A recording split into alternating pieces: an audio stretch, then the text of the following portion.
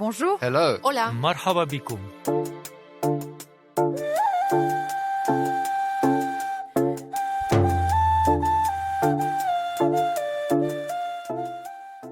Il faut avoir une discussion collective, démocratique sur qu'est-ce qu'on veut conserver, à quoi on veut bien renoncer. Il n'est pas normal qu'on puisse prendre l'avion 3 ou 4 fois par an, ou même 10 ou 15. Il faut qu'on diminue nos besoins et qu'on engage une vraie politique de sobriété. On ne peut pas croître à l'infini dans un espace fini, car on va dépasser les limites planétaires. Le changement ne pourra pas seulement passer par les consommateurs. On est poussé à la surconsommation. Et vivre, c'est pas seulement l'économie, c'est pas seulement le portefeuille. Et ça, c'est très important. Et je crois qu'on l'a complètement oublié. Actuellement, nos gouvernements, on a vraiment l'impression que ce sont des gens qui sont là pour faire attention à notre portefeuille, et c'est tout. Et ça va pas. C'est clair, quoi.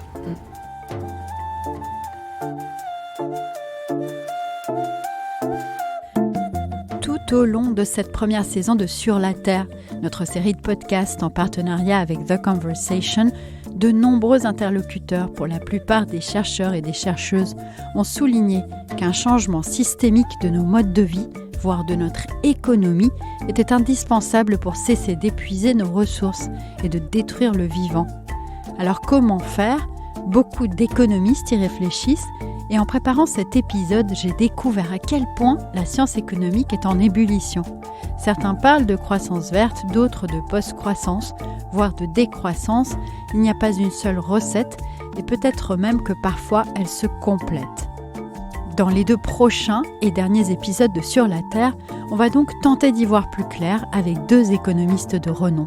Le premier est Jean Pisani-Ferry, que j'ai interviewé avec mon collègue Yvan Couronne, chef adjoint du service planète de l'AFP, et que vous entendrez aussi poser des questions. Jean Pisani-Ferry est professeur de politique économique à Sciences Po. C'est lui qui a préparé avec Selma Mahfouz le rapport sur les incidences économiques de l'action pour le climat, commandé par le gouvernement. Jean Pisani-Ferry refuse d'être enfermé dans un débat entre croissance et décroissance, mais il a des idées très claires sur la route à suivre. D'abord, selon lui, il faut changer la manière dont on mesure la croissance, qui est totalement faussée, puisqu'à ce stade, elle ne prend pas en compte les dommages à la nature. Et puis, il faut défendre la croissance verte, à condition qu'elle soit juste et équitable.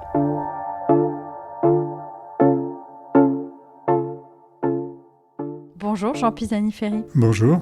Nous allons nous adresser à la fois aujourd'hui aux professeurs, aux penseurs et à l'homme d'action.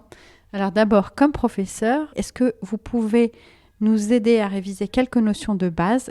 Le débat est souvent présenté entre ceux qui sont partisans de la croissance verte et ceux qui aimeraient que l'on ne parle plus de croissance, voire qui prônent la décroissance. Sur la décroissance, moi je suis partagé. J'ai de la sympathie philosophiquement pour le concept de décroissance. Je crois que le concept de décroissance, il met l'accent sur justement le fait que nos indicateurs traditionnels prêtent leur soutien à une espèce d'accumulation sans limite de biens matériels que nous ne pouvons pas soutenir. C'est vrai que la consommation de textiles, par exemple, n'est pas soutenable.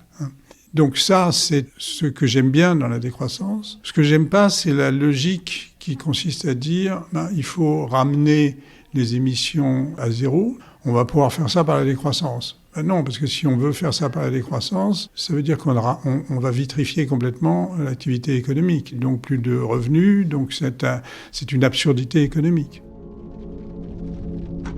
Et avant que l'on retrouve Jean Pisani-Ferry, je veux faire un petit rappel. La croissance est aujourd'hui mesurée avec le PIB, le produit intérieur brut, qui mesure donc l'activité économique. Le PIB, c'est la valeur marchande de tous les biens et services produits dans un pays sur une année. Quand il augmente, on dit que le pays est en croissance. Mais il ne mesure rien de plus, ni le bien-être, ni les conséquences de cette croissance sur la planète. Selon une étude réalisée au Royaume-Uni et citée par Jean Pisani-Ferry dans son rapport, entre 1992 et 2014, le capital matériel a doublé et le capital naturel, autrement dit l'ensemble des ressources naturelles, du bois en passant par l'eau, a baissé de 40%. Mais la politique des gouvernements reste en grande partie guidée par ce score, le PIB, qui ne prend pas en compte cette réalité. Et donc, le sujet, c'est pas tellement la croissance, c'est la croissance de quoi ? Et il faut partir de ce que c'est que la croissance. La croissance, c'est simplement la variation de l'activité économique. C'est un cadre dans lequel on valorisait pas du tout prélèvement sur le capital naturel, les dommages à l'environnement, etc. De même que les questions de sa répartition dans les différentes catégories sociales. Donc, on a à la fois un outil qui est un bon outil et un outil qui est très imparfait et dont on se rend compte aujourd'hui qu'il doit être revu. Pourquoi c'est si difficile de mesurer combien coûte à la planète, aux humains, une tonne de CO2 ou, encore pire, les prélèvements sur l'eau ou les prélèvements de toutes les ressources, tous les matériaux qu'on puise dans le sol, toute la pollution qu'on inflige à la planète ? Parce qu'il faut mettre un prix. Chaque ressource, il faut mettre un prix. On sait calculer le nombre de tonnes de carbone qu'on émet chaque année. Mais en revanche, ce qui est beaucoup plus compliqué, c'est de dire comment ça impacte la mesure de l'activité économique. On doit en tenir compte. Et donc, on est à ce stade-là. Et ça implique à chaque fois de mettre un prix sur chaque ressource. Faisons une nouvelle pause pour contextualiser. La France, en fait, est plutôt pionnière dans ce domaine. Elle a créé un tableau de bord avec de nouveaux indicateurs de richesse. Certains sont semblables aux fameux indicateurs du bonheur national brut, imaginés au Bhoutan. On y trouve par exemple la satisfaction dans la vie. Mais il y a aussi des indicateurs écologiques, comme l'empreinte carbone ou encore l'artificialisation des sols. D'ailleurs, selon la Banque de France, dans beaucoup de pays développés, ces indicateurs-là ont baissé, alors que le PIB continuait à croître. Mais ces indicateurs sont publiés à part et ne sont pas intégrés dans la mesure reine qu'est le PIB. C'est pour ça que Pisani-Ferry pense qu'il faudrait tout fusionner. Ce qui est important, c'est de changer les termes du débat. C'est-à-dire je pense que le jour où l'INSEE produit un chiffre qui est un chiffre de PIB net des dommages à l'environnement, ça change le débat politique sur la performance. C'est un chantier qui va durer des décennies, parce qu'on commence avec le climat, en mettant un prix sur le carbone, et puis ensuite on va continuer avec la biodiversité, et puis on va continuer avec les matériaux critiques, et puis on va pas s'arrêter. Non. C'est un changement complet de philosophie, de tenir compte au fond du fait qu'on a une planète finie. Et est-ce que du coup, ça pourrait donner des résultats complètement différents ? C'est-à-dire que là où aujourd'hui, avec l'outil qu'on a, le PIB tel qu'il est conçu aujourd'hui, on dit tel pays a une croissance de 3% ou 4%, si on intégrait tous ces éléments-là, on aurait peut-être des résultats bien inférieurs. Bien sûr, on aura des résultats qui seront inférieurs ou qui seront éventuellement supérieurs. Donc on mesurera plus complètement ce que c'est que la performance économique. C'est des effets externes qui sont soit négatifs dans le cas du climat, soit positifs dans le cas de l'activité de recherche ou l'activité d'éducation. Et donc, si on valorise ces effets-là, on rentre dans une économie qui est une économie très, très différente. Dans son rapport au gouvernement, l'économiste trace aussi une feuille de route d'une forme de croissance verte qui impliquerait une nouvelle sobriété, mais pas forcément une perte de bien-être. Le bon débat qu'on a aujourd'hui, c'est un débat par exemple sur la sobriété. Qu'est-ce que c'est que la sobriété ? Est-ce qu'on peut vivre consommant moins sans perte significative de bien-être ? On a besoin de sobriété parce qu'il y a des domaines dans lesquels on ne peut pas faire autrement. Alors si on prend par exemple évidemment l'agriculture, l'élevage, il n'y a pas de solution technique de substitution qui permet de réduire les émissions du secteur de l'agriculture. Donc ça, il faut bien en passer par la sobriété, qui est de manger moins de viande. La sobriété, c'est pas la décroissance. La sobriété, tout dépend à quoi vous consacrez en fait ce que vous avez économisé en étant sobre. Si vous éteignez vos appareils électriques, vous allez consommer moins d'énergie et vous allez gagner en fait en revenus disponibles. Sa définition de la croissance verte implique aussi des investissements massifs dans les nouvelles technologies et les énergies renouvelables. Typiquement, quand vous parlez de croissance verte, vous parlez de développement des énergies renouvelables. Si vous dites on est en train de faire la transition vers la réduction des émissions par le développement des énergies renouvelables, par la substitution de véhicules propres à des véhicules émetteurs, par la sobriété, vous êtes dans une logique qui est une logique de croissance verte. Et sur ce point, nous avons quand même un peu discuté. Car si la croissance verte implique de continuer à consommer toujours plus, elle continuera aussi à porter atteinte à l'environnement, par exemple avec l'extraction massive de métaux rares pour la fabrication de batteries pour les voitures électriques. Jean Pisani-Ferry espère que les progrès technologiques permettront d'en limiter les conséquences néfastes. On est obligé quand même de considérer la possibilité qu'on ait une croissance dans laquelle l'énergie produite par les renouvelables et les matériaux qui sont utilisés pour la production d'énergie renouvelable, ils sont recyclés intégralement. Imaginez ça. Aujourd'hui, on n'a pas encore la technologie pour ça. Je suis d'accord, mais c'est une approximation qui aide à raisonner. Mais dans tous les cas, selon Jean Pisani-Ferry, la transition écologique ne pourra pas fonctionner sans un soutien massif de l'État et sans équité.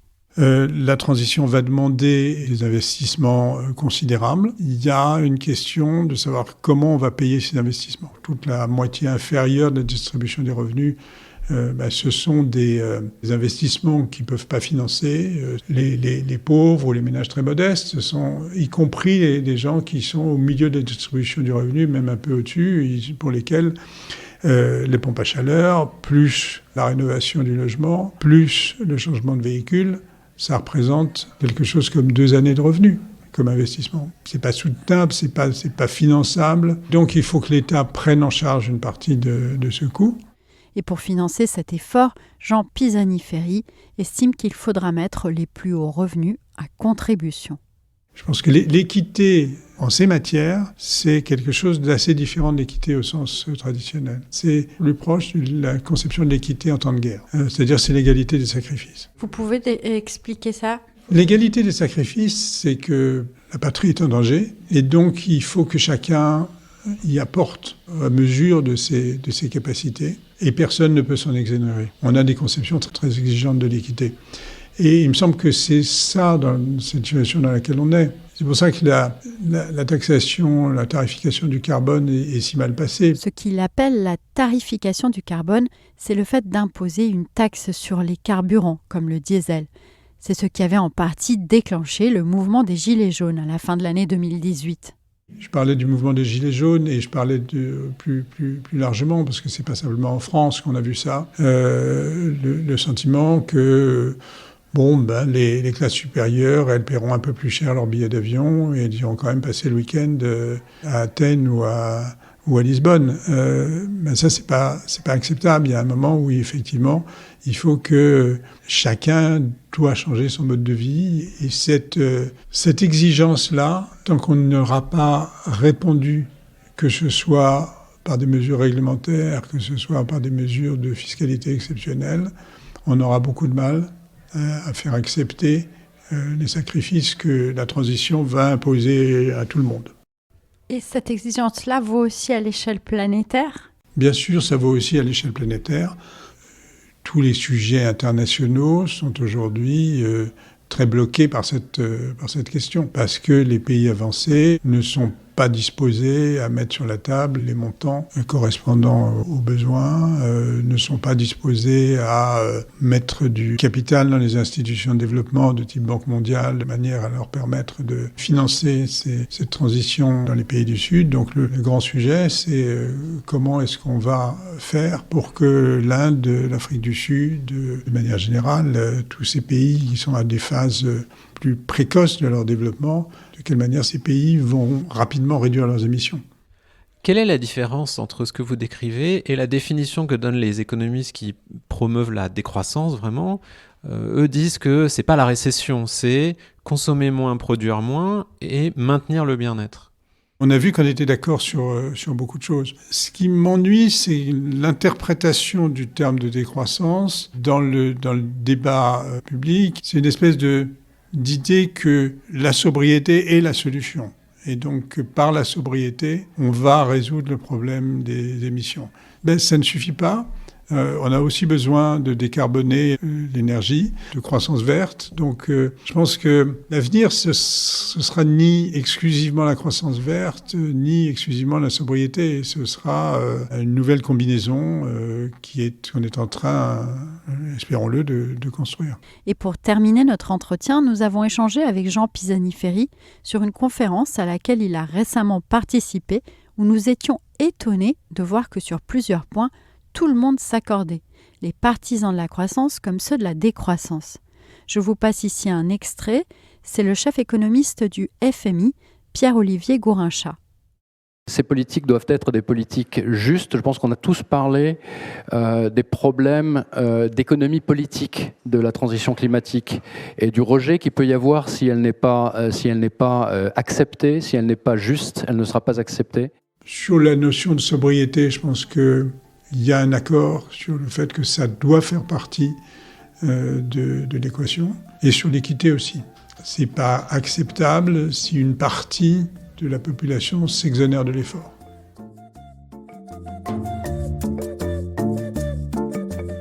Sur la Terre revient demain. Merci beaucoup de nous avoir écoutés. Pour la deuxième partie de cette série sur l'économie, nous allons retrouver Jason Hickel. Il est anthropologue et économiste et il a été présenté par le New York Times comme le plus éminent représentant du mouvement pour la décroissance. Je suis Michaela Cancela-Kiefer. Si vous aimez notre série, n'oubliez pas d'en parler autour de vous.